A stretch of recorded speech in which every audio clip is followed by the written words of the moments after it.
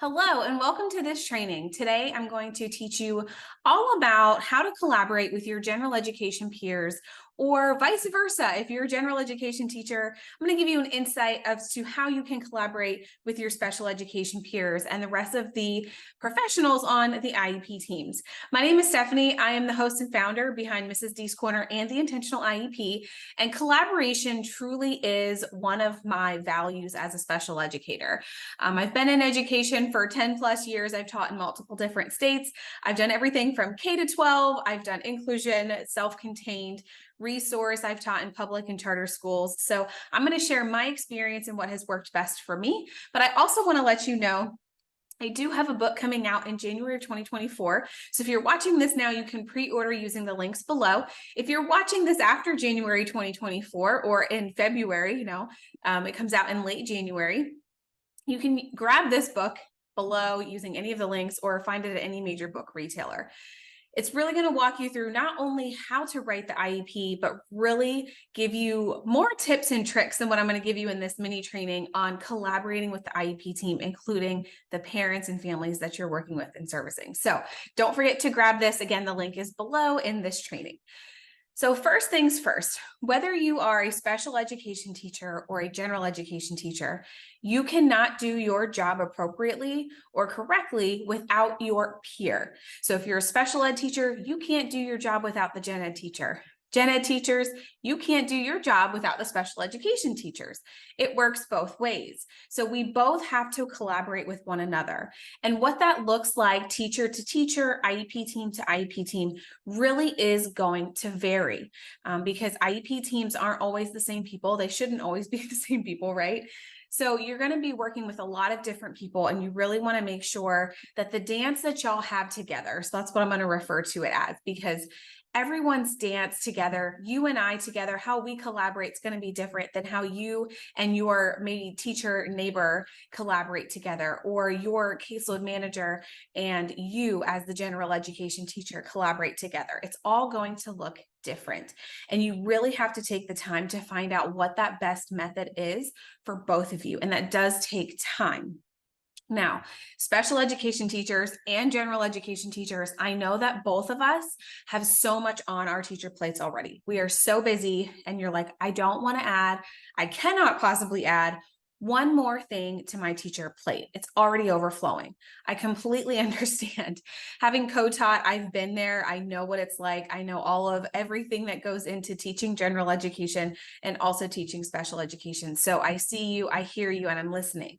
What I want to share with you today is just something that can help you better facilitate that bond with either that special ed peer or that general education peer, okay? So the first things first is when it comes to writing of the IEP, or even, working together aside from IEPs, you really want to set time aside to learn about this person that you're going to be working with. You don't have to be best friends. Okay. You don't have to hang out outside of school, but you do have to have a professional relationship, especially in front of your students. You know, that game that kids will play, the mommy daddy game. So they'll go ask mommy something and they're like, mommy, I want a popsicle. Mommy says no. And then they go to daddy, daddy, I want a popsicle. Daddy's like, sure, go ahead. That is the game the kids will play with you. And if you don't have a strong bond with, even a strong professional bond with your peer that you're working with, the kids are going to play you every single time. I promise you. And I know you're probably laughing. You're like, yeah, they do that. Or yeah, I've experienced that. I know what that's like. So you know that I'm not kidding. The kids will do this. Kids are so stinking smart. So stinking smart. And they will play y'all against each other. So you want to make sure that you have that really strong bond. And what I tell teachers to do is to really just sit down and meet. Doesn't have to be a really laborious type of thing. It could be 15 minutes each week. It could be 5 minutes at the end of every day. It could be an email check-in. It could be, we're just texting, or maybe we're just checking in with each other while the students are working on an activity during a lesson, right? What that looks like for everyone is going to be very, very different. You have to find what works for you, but you do need to find and carve out time to have this collaborative time to work together. As the special education teacher, because that is my background, I am certified in special education. I'm also certified in elementary education, and randomly math, middle school math. But as a special education caseload manager, as most of my experience, what I recommend is that teachers do some type of like initial collaboration review with the general education teacher. And again, doesn't have to be laborious. You don't have to send out this big packet. This is like 6 pages. One of a general education teacher actually asked for something like this to keep track. So I created this for her to use. You can grab it inside of the Intentional IEP membership. It's also available on TPT for Mrs. D's Corner and in the Intentional IEP shop as a collaboration form. So basically what you guys are going to do together, or general ed teacher or special education teacher, you can either both fill this out and swap notes, or one of you can do it and then talk about it later. But really it's just talking about a specific student in your class. What is their participation? What have you tried that's currently working? What is not currently working? What additional supports do you think are beneficial? And then what supports do you need as the teacher? And so if you're not going to use this form, these are also very great guiding questions that you can both ask one another, especially when we're IEP ready special education teachers. The one thing that I love to ask the gen ed teachers when it comes to IEP goals and accommodations before the IEP meeting. Okay, so we're having a pre-IEP meeting. What supports do you think Stephanie needs in your classroom to be successful for these IEP goals? And what supports do you need as a general education teacher to help Stephanie in your classroom? So not only asking what supports does the child need, but you as the teacher, how can I help support you as the gen ed teacher, help Stephanie in your classroom, right? And we want to make their job in helping Stephanie or the student as easy and simple as possible. And that's why I'm going to show you how I have done that with previous teachers that I've worked with as general education teachers as the special ed teacher. But if you don't want to have them fill this out, you could do a quick question and answer, like 15 minutes, sit down. Here are some questions you can ask them. What else is in this packet is just kind of pre-collaboration meeting notes. So what students are we going to be talking about? What level of supports are we currently providing for them? Do you have data? Check mark it yes, attach it to this form. Are you noticing any trends in student achievement? And then what follow-up tasks do we have to do? So it's just kind of a check sheet to make sure everyone's data is in alignment with what the student needs. And general ed teachers, even special ed teachers, as a part of the IEP team, you have, I don't want to say you have a lot of power, because you do, but you have the ability to come to an IEP meeting and say, I don't believe that Stephanie needs this support. However, let me also preface this by saying, when you do say that, you want to make sure that you come to the IEP table with the data that you have to support your opinion, so that opinions become fact, right? We don't want to just say an opinion. I don't think Stephanie needs that. I'm not going to implement it, or I'm not doing it. That's not the mindset that we want to have when we're working with students. You can absolutely see that in your classroom. You can watch Stephanie not using an accommodation, or Stephanie not benefiting from an accommodation or a specific service, maybe, occupational therapy or whatever it may be. You can absolutely notice those things. But when it comes to making changes to a student's IEP, you really want to have the data to back that up. And if you have that data going into that meeting where you're going to share that, it's going to take a lot less time than if you say, I don't think Stephanie needs this accommodation, let's take it out, because now you're going to have to take 3 to 4 weeks of your time, again, on top of the 3 to 4 weeks that maybe you've already had Stephanie in your classroom and notice this trend. You're going to have to take those additional 3 to 4 weeks to take data on that. So if you come to the table with data, when you notice something, it's going to give you a huge head start, and it's going to make you honestly look a lot better at the IEP table. Anyway, back to collaboration. This is just a general collaboration meeting agenda. Again, this was something that was asked for by a general education teacher in our Mrs. D's VIPs Facebook group. It is a free group you can join. So it was something that I created for her. You can edit it with the collaboration form when you purchase it in the shop. But here are some also additional clarifying questions to help you dig deeper, to keep your meetings on track. And then there's just a notes page at the end. So this is just really to help guide you in collaborating with either your special ed peer or your general ed peer, okay? You don't have to, again, print this out and religiously use every single part of all of this.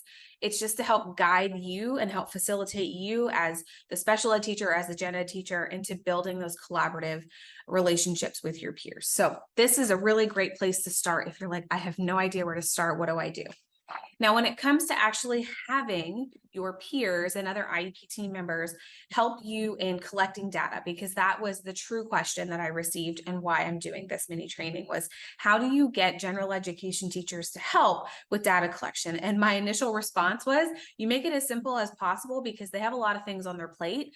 You make it as simple as possible as like a check sheet, so that all they have to do is say, yep, they've used this accommodation, they've used this, or we've done this goal today, we use these accommodations, here's how Stephanie did. You want to make it as simple as possible when it comes to that. You also, if you're giving them a data sheet, which I'm going to show you the data sheet that I've used and had general education teachers fill out, and I've also had my paras fill it out when they went and traveled with students to the general education classroom. But you want to make sure, again, that it's very simple, and you want to make sure that you're telling either the paraprofessional or that general education teacher, and that could be a specials teacher, right? It could be the art teacher, the librarian, whoever it may be. You want to teach them or show them how to use that data sheet, how to fill it in. You don't just want to hand it off on a clipboard and say, here you go. You want to say, here's how to use it. Here's what the data that I need you to collect. It's as simple as a checkbox, and give them an example. Maybe even sit in on a class if you can, or a couple of minutes, and say, okay, this is what we would check off for this, because this is what Stephanie did because of this. So you just want to make sure that you're actually teaching them. And this counts as teacher training. You can write that into anyone's IEP, into any child's IEP. This counts as teacher training. So you want to just make sure that everyone on the IEP team, if you're implementing something, especially data sheets, that they know how to use them. So all of that, to drum roll, please, how do you use the data sheet that I've created and used in my classroom? So I created this when I taught self-contained in a self-contained setting, elementary school or elementary classroom. And this is the data sheet that I created for my students, because they would travel into the general education classroom throughout the day. And I wasn't able to be there with all of them. We had grades 1 through 4. So I couldn't be in all of the classrooms all at once. I had paraprofessionals, but I only had so many, not enough for a paraprofessional to go with every single student, right? It was me and either 1 or 2 additional paraprofessionals for 8, 9, 12 students. So I had to break it up. And how I did that was I created just a very simple front back data sheet, and here's how I did it. So if they were traveling to a classroom with a paraprofessional, this would stay in our classroom. That was the home base. And I would always put this, we color coded the classroom. I'll share some links below this so you can read all about color coding, which changed my teacher life. But I put a confidentiality sheet on the front of this. It can look a variety of different ways. This inclusion form and these cover sheets are in the Intentional IEP shop, as well as Mrs. D's Corner shop. So I'll link them below. But all of these are here. So anything you see, you can find links below this training so you can grab it and go and use it in your classroom. But I would always put a cover sheet on, because I would have multiple clipboards, and honestly, I would just stack them. And they were all color coded. So I knew Stephanie was orange. Stephanie knew that her color was orange. She knew to look for her name. And then she would be able to just, if she was grabbing it to go to inclusion, she would grab the clip sheet or her clipboard with her sheets on it and go to inclusion, or the paraprofessional would grab it and they would go together. So it was always in the same place. They were color coded. Everything they needed was here. What's underneath this top? So what's underneath this top is the data sheet that we would use. Either the para would fill it out or the general education teacher. If this clipboard or the data sheet was something that the general education teacher was keeping in their classroom and it was not coming to me, how that worked was, 1, I would share with them, here is Stephanie's data sheet, here's how to use it, right? That would be the first step. But also you can see here, I have just check marks. So all I was tracking was, are they using accommodations in their general education classroom? I wasn't tracking anything for goals, because they were going in for science and social studies and different specials, recess, lunch, things like that. So I just wanted to see what accommodations they were using across all of the different settings. So all the para or general education teacher had to do was, each week they would put the date here in the box. They would sign their name saying that they were the one that filled it out. They would put in the service, which if it was, Social studies, they would write social studies, and they would write the time that the student was there. So what time were they there? I want to make sure that they're getting all of their service minutes for when they're supposed to be in that classroom. So not only was I tracking accommodations, I was tracking service times at the same time. But then at the end of the lesson, all they have to do is say, yep, she did. I read the directions aloud. She got extra time on that assignment, and we worked in pairs. All she had to do, or he, the general education teacher, was check off a couple of boxes. On the back was just a space for them each day to add additional information. Didn't have to be filled out every day. If they wanted to put additional information about what the lesson was, who they worked with, they could do that on the back here, but they didn't necessarily have to do this because I asked to be attached to all of their lesson plans.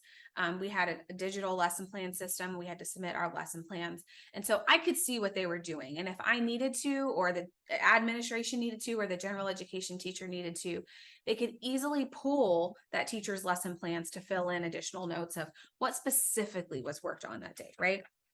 So the main page here is just this front page. And it's all these, it's just check boxes. And all they have to do then at the end of the week, or they can collect them up for a couple of weeks, is at the end of the week or at the end of the month or end of the marking period, whatever it may be, if they wanted to, they could fill this out, stick it at the end. I would give them a ton of copies of this so that I knew that they would never run out. They wouldn't have to bother me for it. I wouldn't have to say, hey, do you need any sheets? I knew on my calendar, I would say, okay, I made 8 copies. They're good for the marking period, or I made 12 copies to give them extras, but every marking period I knew to give them fresh sheets. So I could go in and just give them fresh sheets, but then they would put this in my mailbox at the end of the week or the end of the marking period, end of the month, whatever it may be. Or if I needed to go grab it, I knew to go look for the clipboard. The sheets were there and I could go grab them at the end of the day from a specific classroom if I needed to. But it was that simple. You see how it is. I am making sure that the general education teacher has what she needs. I'm making sure she has all the sheets that she needs, that this general education teacher knows how to use these sheets, and that there's a specific place. Either we have a plan. She's going to put them in my mailbox, or I'm going to come get them just every couple of weeks, right? It was very, very simple. It didn't add much, if anything, to that general education teacher's plate. And she's an active participant in the whole IEP process, especially the implementation. That way, when it came to the IEP meeting, all we had to do was pull out these implementation forms, the service documentation. I could say, yep, she's beginning all of her service minutes, or no, we need to pull and give her, 45 more minutes because we missed a day here, whatever it may be. And then we can also look at the accommodations and say, well, Stephanie's not really using the slant board anymore in this class. So maybe we want to look at taking that away. Is she using it in her other classes, right? Because this would go to every general education class that she went to, and we would have multiple streams of just data on accommodations and service times for that student. Same data sheet we use for all of the classes. It's very, very simple. So again, this is linked below if you want to grab it. It is editable for you to add all your own check boxes. If you wanted to add boxes for things, like if you wanted to put goals in here, you could simply, if you wanted to track what goals are worked on in a specific classroom, like if you're co-teaching, you could easily do this. Even on the back, if you didn't want to have like the special notes pages, that could be just check boxes of what goals were worked on today. And then they could put like the percentage or the fraction of 8 out of 10 trials they got correct. So you can really tailor this to fit your classroom, but the check boxes work fantastically because they're very simple, especially when you're going to track data. Oh my gosh, check boxes are absolutely amazing to just tracking data and showing yes or no, we use this, we didn't use this. So all in all, this is the form that I really helped me collaborate with every single general education peer on my IEP teams across different settings. So you could use this in any variety of settings, any grade, any age, any disability, right? It just really depends on you as the teacher that you're working with, so your peer, and you providing this access to them and seeing what works best for them. This form, the way it is, may not work for some of your teachers, and that's completely okay. So that's when you go back to the drawing board and you can use this collaboration form or the questions in this to facilitate figuring out what's going to work best for you and other members of your IEP team. I hope that this training was helpful for you. This explanation of the inclusion service data form, again, you could use it in a variety of different settings. Everything that you've seen in this training is linked below this training if you want to purchase something, if you want to grab it out of a membership or join our Intentional IEP membership, which leads me to say, if you enjoyed this training, don't forget to just subscribe to either, if you're watching this on Facebook, like our Facebook page, subscribe to our YouTube channel, or if you're looking for more training specifically like this, you're going to want to try out, join, check out the Intentional IEP.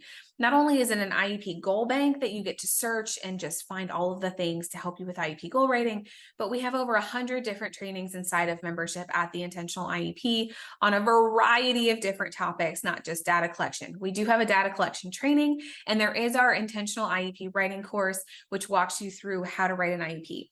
Also, don't forget, you can pre-order my book. If you're watching this before the end of January 2024, you can pre-order my book now to learn more about collaboration and IEP rating. If it's after January 2024, go ahead and click the same links. They're all going to still work the same, and you can order my book today. I will see y'all in the next training.